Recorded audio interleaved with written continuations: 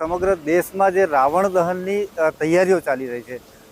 50 ફૂટ 100 ફૂટ એટલા મોટા જે રાવણના પૂતળા બનાવવામાં આવતા હોય છે તેનું સમગ્ર દેશમાં દહન કરવામાં આવતું હોય છે.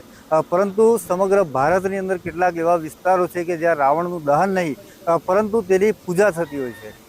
એવા જ જે વિસ્તારો છે તેમાંનો એક વિસ્તાર છે કે જે દાહોદના ગળોઈ ખાતે આવેલો. દાહોદથી માત્ર 5 કિલોમીટરના અંતરે જે અંતરિયાળ વિસ્તાર ગળોઈ ગામ આવેલું છે. ગળોઈ ગામમાં રાવણનું મંદિર આવેલું છે. દશેરાના દિવસે અહીં રાવણની પૂજા થતી હોય છે. અત્યારે આ દ્રશ્યો બતાવવા માંગીશ કે જે રાવણના મંદિરના જે અવશેષો છે, જે પૌરાણિક કહી શકાય, ખંડિત રાવણની મૂર્તિ છે, મંદોદરીની મૂર્તિ પણ છે, શિવલિંગ પણ છે. એટલે અલગ અલગ જે દંતકથા જોડાયેલી છે તેની સાથે, પરંતુ ચોક્કસ આનો ઇતિહાસ કોઈને નથી ખબર. એક લોકવાયકા પ્રમાણે એવું કહેવામાં આવે છે કે રાવણ અને મંદોદરી જ્યારે ધરતીનો છેડો શોધવા માટે નીકળ્યા હતા ત્યારે આ વિસ્તારમાં રાત પડી જતાં અહીં એમને આ ઝાડની નીચે રાતવાસો કર્યો હતો અને ત્યારથી જ આ મંદિર અસ્તિત્વમાં આવ્યું છે.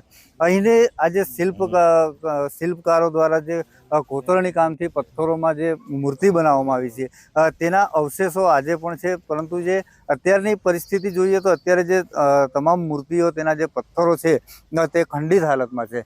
મંદિર સિવાય પણ જે આસપાસ અહીંના જે જૂના અવશેષો જોવા મળી રહ્યા છે. એટલે ચોક્કસ આ કહી શકાય કે ત્યારથી આ લોકો માનતા આવે છે, રાવણની પૂજા કરે છે. અત્યારે પણ જે દરેક દશેરાના દિવસે આસપાસમાંથી લોકો આવે છે. કોણ આવે છે કોઈને ખબર નથી પડતી, પરંતુ દશેરાના દિવસે આપણે જોઈએ તો અહીં પૂજા કરેલું જોવા મળે છે, ફૂલ ચડાવેલા જોવા મળે છે. આજે પણ આ વસ્તુ અસ્તિત્વમાં છે કે અહીં આપણને અત્યારે પણ દીવા જોવા મળે છે. એટલે દીવા કરવામાં આવે છે, રાવણની પૂજા કરવામાં આવે છે. લોકવાયકા એવી પણ છે કે આ સ્થળે જે મંદિર હતું અને તે મંદિર અત્યારે આ જ જમીનની નીચે દટાયેલું છે. જો તેને ખોદકામ કરીને કાઢવામાં આવે તો નીચેથી મોટા મોટા પથ્થરો, મોટી મોટી શિલાઓ આવે તેવી શક્યતાઓ પણ સેવાઈ રહી છે. એક બીજી લોકવાયકા પ્રમાણે આ જે ઝાડની નીચે તેમને વિસામો લીધો હતો અને ત્યારબાદ આ ઝાડ 2 થી 3 વખત વિનાશ પામ્યું હતું, પરંતુ તેના મૂળ દૂર દૂર સુધી ફેલાયેલા છે અને તે ફરીથી અસ્તિત્વમાં આવે છે.